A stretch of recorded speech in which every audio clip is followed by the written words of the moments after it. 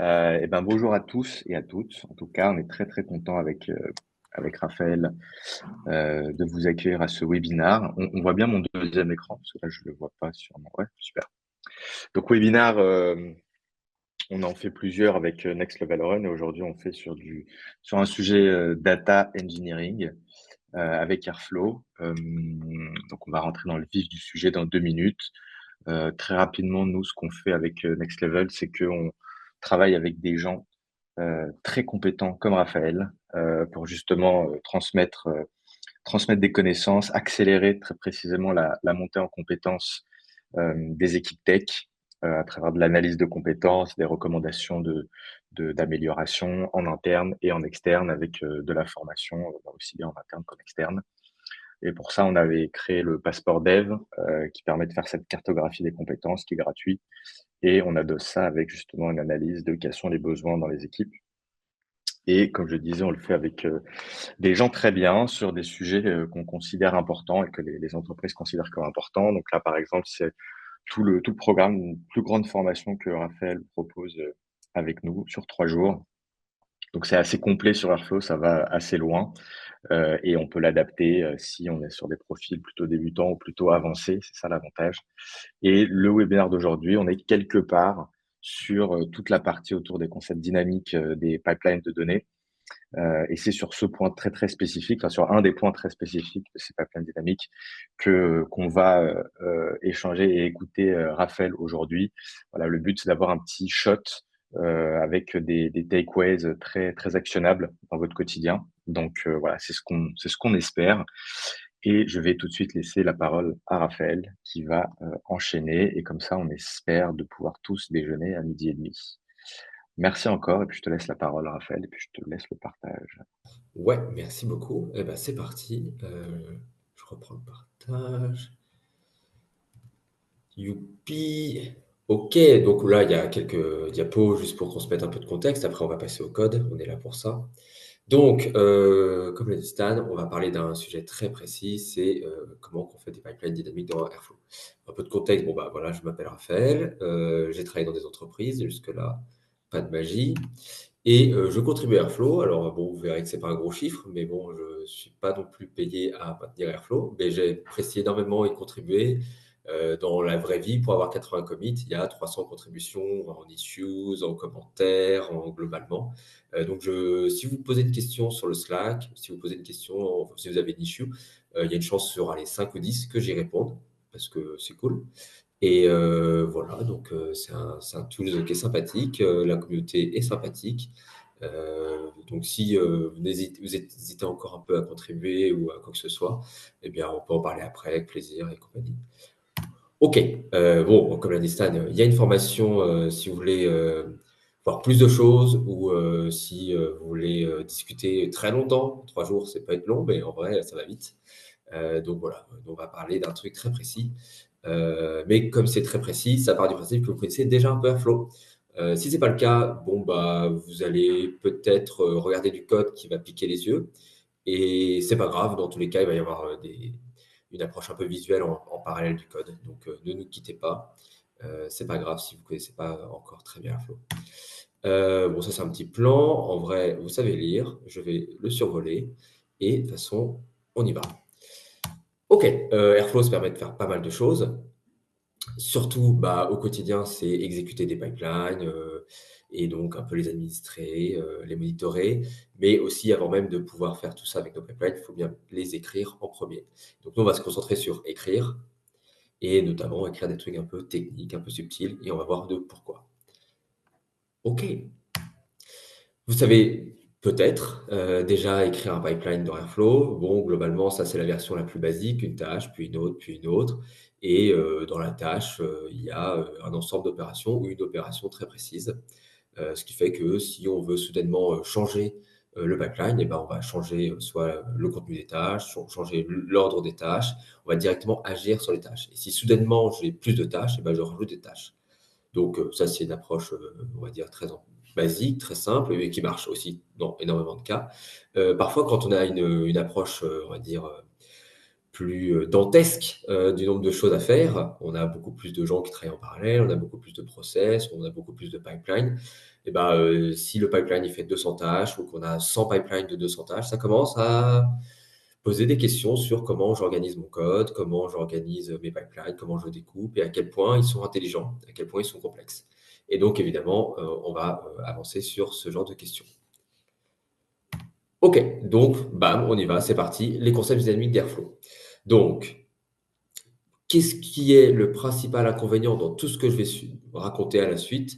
C'est que Airflow n'a pas de versionning du code. Donc, ça veut dire quoi? Ça veut dire que si vous lancez un run le 14 juillet, avec le code associé au 14 juillet dans votre repo Git, eh bien, ça va runner comme c'est prévu, comme vous avez visuellement codé votre code. Par contre, si vous relancez ce pipeline un mois après, parce que bon, il y a un bug, même une fausse manip, eh ben, le pipeline du 14 juillet va runner avec la dernière version du code. C'est-à-dire que si on est 3 mois plus tard, il runnera, ou c'est pas de rajouter 3 mois à juillet, ça nous donne septembre, 14 septembre peut-être, eh bien, vous aurez le code du 14 septembre qui va s'exécuter sur la date du 14 juillet. Et ça peut être un problème ou pas. Ça dépend quelles sont vos politiques vis-à-vis de tout ça. Et donc, maintenant qu'on a ce contexte en tête, le fait que Airflow ne versionne pas le pipeline, eh ben, on va regarder un petit peu qu'est-ce que ça implique. OK, alors, go dans le code. Je vais me mettre en mode présentation. Hop. Peut-être zoom un tout petit peu aussi, ouais, le code. Mince. Voilà. Nickel. Ça doit être pas trop mal là, ça va? C'est nickel. Je vais juste me remettre ma barre de projet à côté. Et je peux peut-être encore un peu zoomer. Ah non, je suis au max du zoom. Ah si, c'est bon. OK, bon, ça, c'est la version la plus basique d'un pipeline. On a des imports au début et on instancie un objet DAG. Tout est objet dans Airflow, même si vous pouvez parfois voir des tutoriels où les gens essayent de ne pas faire de l'objet. On pourrait en parler ensemble, ce serait cool. Là, j'instancie 3 objets, chacun est une tâche. J'emploie le empty operator, qui est juste un opérateur, donc une tâche, on va dire, derrière qui est tout simplement vide. Donc là, c'est pour l'exemple, c'est pour la suite du workshop. Dans la vraie vie, vous aurez des opérateurs plus intéressants que ça. OK, ça, jusqu'à là maintenant, ça ne va pas être très intéressant de le regarder en détail, mais regardons un petit peu ce que ça implique. Est-ce que je sais jongler entre des... Mince, hop, hop. Donc, je vous ai prévu plein de DAG, on va itérer, je vous rassure, assez vite. Le DAG 1, pas de surprise, ça correspond au code qu'on a vu avant. Il y a 3 tâches. Si je l'active et que je lance un run à la main, pas de surprise. Hop, il s'est bien exécuté. Les 3 tâches sont en succès parce que cet opérateur est toujours en succès. OK, très clair. Si je me rajoute une tâche D, hop, et je nomme correctement les choses, et que je reviens sur mon pipeline, et que je demande à Airflow de parser à nouveau le pipeline, je vois que le pipeline a bien une nouvelle tâche. Et le précédent run, pour le moment, on n'a évidemment pas runné sur la nouvelle tâche. Si je trigger un nouveau run, il va exécuter le nouveau pipeline. Et, allez, réveille-toi un petit peu, mon coco. Voilà. Et donc voilà, jusque-là maintenant, ça correspond à ce que j'ai dit. Airflow run toujours le latest statut, enfin le latest code quand on run un pipeline. Et donc, ça pose des questions sur qu'est-ce qui se passe quand je relance le précédent? Est-ce que je veux jouer ou pas jouer la tâche D? Toutes ces questions sont sur la table. Continuons. Donc, logiquement, vous avez déjà ce genre de problématique. Hop, j'apprends à jongler. Donc ça, c'était un pipeline très basique. On a vu qu'on pouvait jouer un peu avec. Super. Si je commence à avoir beaucoup de tâches, bah, j'ai la possibilité de commencer à construire des pipelines plus compliqués et je peux copier-coller. La grande question, c'est à partir de quand je mets un niveau d'ingénierie, où est-ce que je factorise, où est-ce que je wrap, où est-ce que je mets de la logique dans l'instanciation de mes tâches. Là, c'est du copier-coller, c'est très à plat, c'est très basique. Par contre, c'est assez facilement maintenable. C'est-à-dire que ce pipeline, si soudainement, erreur, le B2 devient optionnel, bon, bah, c'est assez facile de le maintenir. J'ai fait quelques clics, c'est très visuel, c'est facilement maintenable. OK. L'inconvénient de ça, bah, c'est qu'on maintient une code base plus lourde et visuellement, bah, on a toujours le même problème que des tâches disparaissent et apparaissent dans le suite des runs. Donc là, je fais le trigger aussi, mais on ne va pas le faire à chaque fois parce que c'est plus pour se donner l'intuition que factuellement appuyer sur tous les boutons. Mais voilà, donc là, j'avais bien désactivé la tâche. Si je la réactive, on se pose la question, toujours la même question de qu'est-ce que ça implique par rapport au précédent run. Ah, je ne vais pas repasser le fichier. On va voir. Non, je suis allé trop vite. Allez, et toi, voilà. Vous avez vu, en plus, il y a un petit niveau d'inconsistance.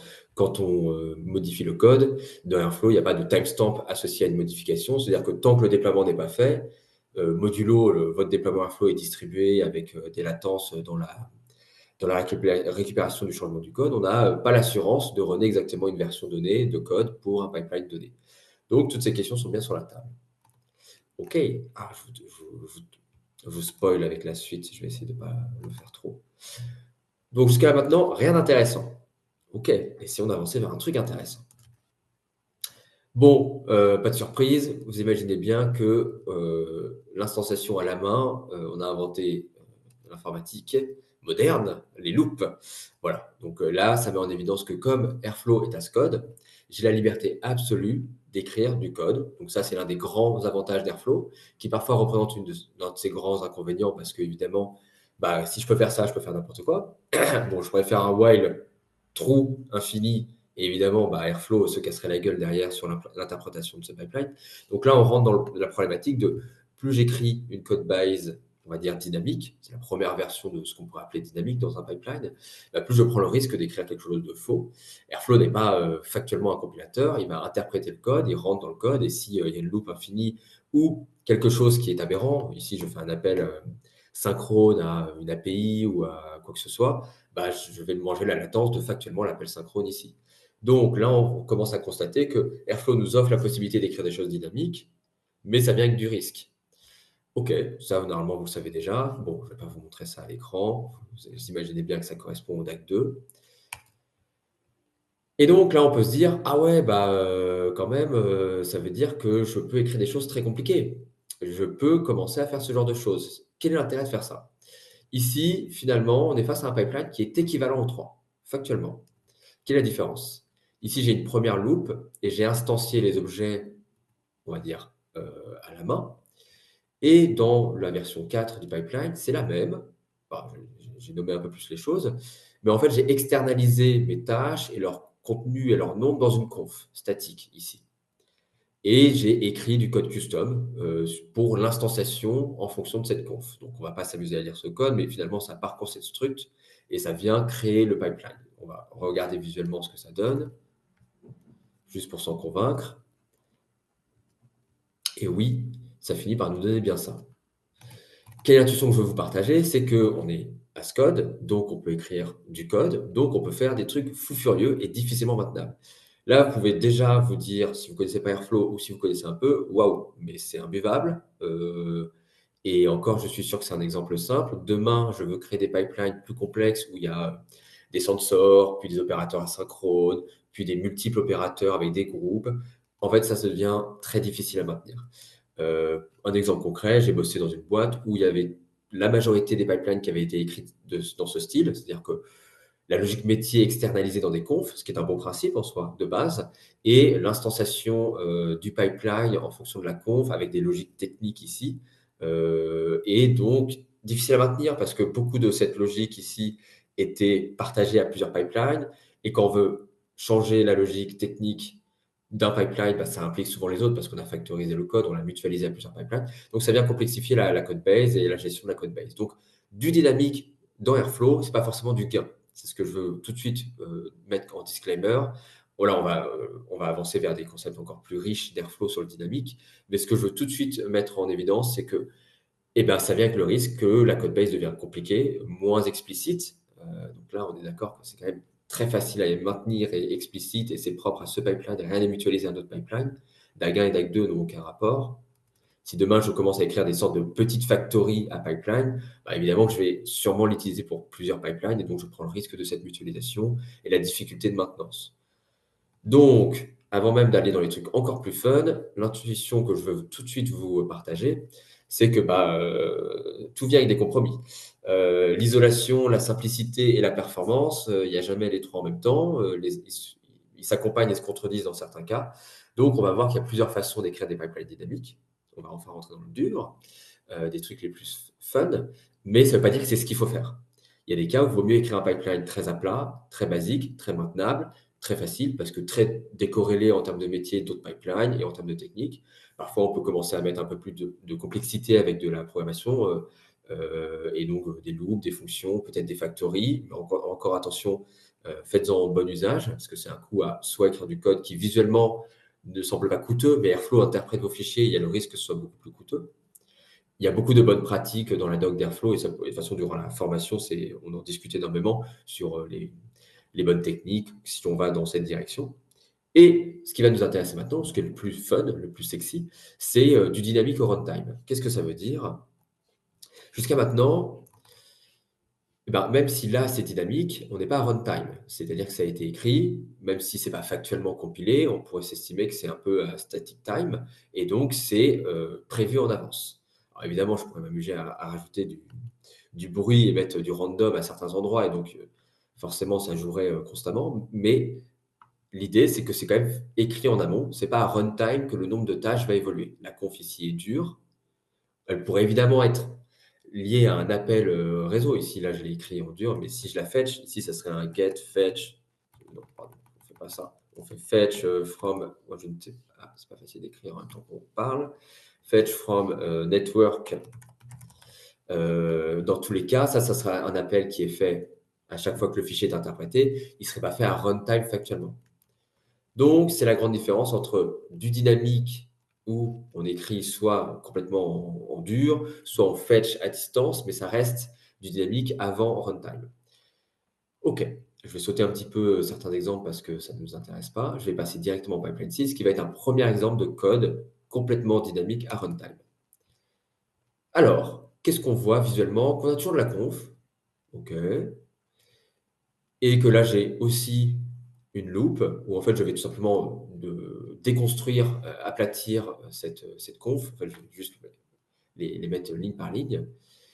OK. Puis là, vous pourrez me dire, bah, pourquoi tu fais tout ça là? Tu fais pas ça, c'est pas runtime, là, tu le fais à un moment statique. D'accord. Par contre, ce que je vais faire à runtime, c'est l'instanciation dynamique. C'est-à-dire que là, au lieu de faire n instanciations, que je faisais à la main ici, que ici, alors je vais pas trop vite quand même, ici, je les faisais à la main, une par une. La conf était à chaque fois écrite bêtement.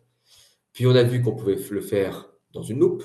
Alors, pardon, DAC 4, dans une loupe, hop. Donc là, je parcourais ma structure et j'instanciais moi-même les opérateurs. Donc c'était la deuxième version. On a eu une version un petit peu pseudo-évoluée où je commence à faire directement le parcours un peu plus bas. Bon, l'idée, c'est que c'est à peu près équivalent. Il y a une notion de factory ici. Par contre, ici, je n'ai pas instancié d'opérateur. Je n'ai que parcouru en fait la liste et j'ai juste mis à plat dans une liste qui s'appelle all task. Le contenu, si on regarde, c'est juste la suite de mes tâches. Donc 1, 2, 3, 4 fois le nombre de clients. Donc ça me fait donc 8 tâches au total. Donc all task, c'est une liste de 8 tâches. Et là, je n'ai pas instancié 8 opérateurs. Je n'ai pas instancié dans une loupe cet opérateur, j'ai utilisé une syntaxe spécifique à Airflow qui est assez dégueulasse, qui n'est pas du tout explicite et dont le typing ne fonctionne pas à cause de comment elle est faite. Mais bon, on ne peut pas réinventer un framework il y a 10 ans. Peut-être on fera un truc plus sexy dans le futur, mais déjà ça fonctionne. Et là, l'idée, c'est quoi? C'est qu'en fait, je suis en train de dire ce Python opérateur à runtime, instancisant autant qu'il y a de tâches dans AllTask. C'est-à-dire que AllTask ici peut varier au cours du temps. Par contre, à runtime, il fera une interprétation factuelle du nombre de tâches et me lancera uniquement le nombre de tâches nécessaires. Vous pouvez me dire, OK, tu as juste déporté ta loupe dans le framework Airflow, ça ne change rien. Ça change un petit peu des choses. Le principal changement, c'est qu'au lieu d'avoir des pipelines où, mince, je m'embrouille, tac, au lieu d'avoir des pipelines où j'ai en dur sur la gauche exactement le nombre de tâches, et on a vu ensemble que si le nombre de tâches évoluait ou le nom des tâches évoluait, eh ben, j'avais soit des trous, soit des absences dans mes pipelines. L'intérêt de ce que je viens de vous montrer, c'est que c'est à runtime. Et donc, soudainement, le pipeline, il a une gueule très différente. Il y a une seule tâche. En fait, il y a une multitâche. On le voit avec les crochets. Je zoome un petit peu quand même. Hop. Je vais même zoomer globalement dans l'interface Airflow, bien que ça la déstructure complètement. Ce n'est pas très responsive. Et là, si je trigger le pipeline, qu'est-ce qu'on va voir? Je vais dézoomer parce que finalement, c'est assez imbuvable. Je vois qu'il y a un seul carré, mais je vois qu'en fait, il y a bien eu 8 sous-tâches. Et donc, ça me donne quoi comme avantage? Ça me donne le fait que là, si soudainement je commence à faire vivre ma conf, hop, au cours de la vie du pipeline, ça n'impacte pas visuellement, le pipeline. Donc, quand je le relance, ça relancera uniquement le latest et on parlera de comment on peut versionner les pipelines pour éviter ça. Mais en tout cas, ça me permet d'avoir une approche complètement différente. C'est-à-dire que là, je vois bien que sur le deuxième run, j'ai que 5 exécutions. Sur le précédent run, j'ai bien mes 8 exécutions. Pardon, 6, parce qu'on parle de 0. Donc voilà, donc le premier avantage, c'est ça permet de découpler la logique à runtime du code qu'on a écrit. Donc, à runtime, j'exécuterai ce qui est factuellement disponible. Alors, c'est un exemple assez basique parce que les choses sont écrites en dur. On va faire un exemple un peu plus riche derrière où, en fait, l'information viendrait du contexte réel de la journée. Par exemple, si ici, mon pipeline, c'était work on the data of the day, bah, évidemment, j'ai une tâche avant qui va fetcher la data de la journée. Et si un jour, j'ai 8 tâches à accomplir, parce que ce jour-là, il y avait 8 inscriptions sur le site web, ça lance 8 tâches. Si le lendemain, il y a 6 inscriptions, ça lance que 6 tâches. Donc déjà, ça permet d'avoir des pipelines plus compliqués et qui ne vont pas avoir leur conf écrit en dur, mais qui vont surtout pouvoir récupérer à runtime le travail à faire. Donc c'est la première notion de plus dynamique par rapport à du code, où le dynamique vient en fait uniquement d'une approche programmatique, c'est que je peux faire maintenant un nombre de tâches en fonction de ce qui se passe à runtime. Là, c'est moins parlant parce que je l'écris un peu en dur, mais ça pourrait être beaucoup plus compliqué. Alors, est-ce que ça, c'est l'écriture d'un pipeline parfait? Pas du tout. Ça vient avec le problème que si je relance maintenant mon précédent pipeline, qui avait 8 tâches, si je le relance, hop, qu'est-ce qui va se passer? Airflow le relance et va le relancer avec la dernière version du code.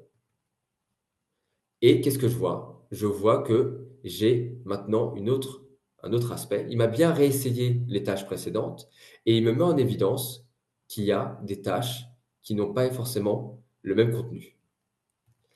Pourquoi? C'est parce que quand on fait du dynamique dans Airflow, c'est comme dans les précédents pipelines, hop, ici.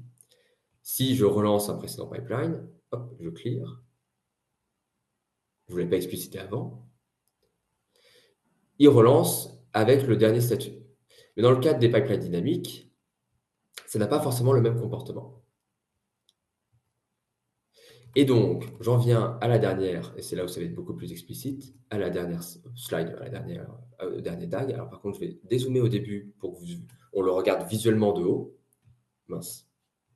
Je suis incompétent. Ah non, ça zoome. Hop. Donc on le regarde de haut, on le regarde par rapport à l'autre, et on pourrait même se les mettre à côté. Je suis nul. Hop. Ah, mais quand on est en mode présentation, il nous fait des trucs bizarres. Ah, je ne peux pas afficher 4. Bon, c'est pas très important. Ça, c'était mon premier pipeline où j'avais fait une première notion de dynamique avec la syntaxe spécifique Airflow, partial et expand. Si je prends le DAG 7, vous pouvez voir qu'il y a la même chose à la fin, mais j'ai fait des choses compliquées avant. Qu'est-ce que j'ai fait? J'ai tout simplement sauvegardé mon contexte à runtime. Ça veut dire quoi? Ça veut dire que quand ici, j'ai exécuté mon pipeline, le code a été interprété par Airflow. Et là, vous voyez bien que j'avais changé. Il y avait 4 tâches avant. On avait 2 fois 4 et là, j'en ai plus que 6. Et on voit que ça a eu un impact sur le pipeline. Si je ne veux pas cet impact, parce que je veux que quand j'ai runné pour la journée du 6 mai, je ne veux pas que quand je run avec du nouveau code, bah, la donnée du 6 mai, elle reste la donnée du 6 mai. Du nouveau code ne change pas la donnée. Et ben, je veux pouvoir peut-être, et ça, on va voir ensemble les avantages et les inconvénients de cette technique, je veux pouvoir peut-être mettre avant une tâche qui va sauvegarder le contexte. Donc, je vais l'exécuter, on va regarder le code après, parce que c'est plus difficile de lire le code en question. Ma première tâche, elle va sauvegarder en crosscom. Crosscom, c'est la sortie d'une tâche. Le travail à effectuer. Donc là, j'ai bien sauvegardé mon travail. Et derrière, j'ai exploité le travail de la tâche précédente pour instancier mes n tâches. OK. Ça veut dire que si maintenant, sur ce pipeline, donc là, le pipeline 7, où j'ai encore toutes ces tâches-là, je viens changer la conf d'entrée. Donc là, je zoome un petit peu. Donc, je réduis drastiquement le nombre de tâches. Donc là, il devrait y en avoir plus de 3. Si je relance ma dernière tâche, je la clear, qu'est-ce qui va se passer? Eh ben, elle ne va pas factuellement relire le code, elle va relire la sortie de la tâche précédente, et la sortie de la tâche précédente a été sauvegardée. Donc, ça me permet de sauvegarder du contexte le fait de découper mes pipelines dynamiques. Ça veut dire quoi? Ça veut dire qu'en fait, dans mon pipeline dynamique, j'ai toujours la tâche finale qui est factuellement lancer n tâches à runtime grâce à la syntaxe spécifique. Mais au lieu de partir comme le pipeline précédent, au lieu de partir directement sur la conf, donc là, on avait un pipeline, donc ça, c'est le pipeline d'avant qui faisait n tâches à runtime en fonction de la conf, donc all task qui est là. Maintenant, j'ai une tâche intermédiaire qui va sauvegarder le travail. Donc en fait, l'horrible loop que vous voyez ici, écrite en dur, je l'ai maintenant, donc là, les lignes 9 à 13, je l'ai maintenant déplacé dans une fonction qui est appelée avec un Python opérateur, et donc je vais sauvegarder à runtime le contexte pour cette journée donnée, donc pour cette version de code donnée. Donc l'avantage, c'est que maintenant, je peux re-runner une journée avec exactement le contexte de l'époque. Donc là, peut-être que work, c'est une nouvelle version du code qui va calculer des nouvelles choses, des nouvelles KPI, des nouveaux concepts. Par contre, la donnée reste la même, le contexte reste la même. Donc là, j'ai sauvegardé mon contexte métier.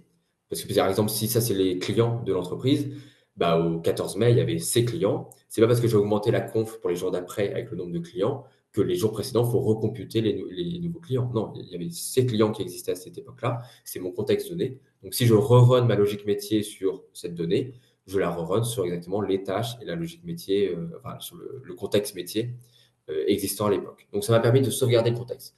Donc, dynamique, ça veut aussi dire aussi, attention, on l'a vu dans le pipeline 6, quand j'ai dynamique, j'ai des comportements dans Airflow, là, il faut rentrer dans les détails, je ne vais pas tout expliquer dans la doc sur qu'est-ce que ça implique en termes de rerun et compagnie. Pourquoi? Parce que finalement, l'intuition la plus dangereuse à bien retenir, c'est le fait qu'Airflow ne fait pas le versionnement du code. Donc, quand on rerun du code quand on rerun un pipeline avec du code qui a changé, il y a des comportements d'Airflow. Ils sont variés et divers en fonction de ce qu'on fait. Et donc, pour se protéger de ça, dans le cadre où on fait du dynamique, parce que le dynamique, bah, c'est à runtime, donc si on relance un pipeline, c'est un contexte différent, ça vaut parfois le coup de sauvegarder son contexte. Donc, la conclusion, parce on arrive proche de la fin, c'est de se dire, finalement, Raphaël, tu nous as montré plein de versions différentes de comment écrire du dynamique. Ce qu'il faut retenir, c'est qu'il n'y en a pas une qui est mieux que les autres. Considérez que parfois écrire à plat, c'est bien. Parfois, écrire du très dynamique avec la sauvegarde de contexte, c'est aussi la réponse au problème que vous écrivez. Mais finalement, et c'est ce qu'on verrait ensemble durant la formation, c'est que ce qui va compter le plus, c'est de versionner vos pipelines. Pourquoi? Parce que quand on change un pipeline drastiquement, ou même dans sa forme, le nombre de tâches, ou dans les contrats d'interface entre les tâches, on passait la donnée A sous la forme Toto, maintenant on la passe sous la forme Data, bah, ça change votre pipeline. Donc, il se pose la question de comment moi, proactivement, développeur, je versionne mes pipelines pour qu'à long terme, ils soient maintenables et surtout élégants. Et bon, l'élégance, évidemment, ce n'est surtout pas d'écrire ce genre d'horreur.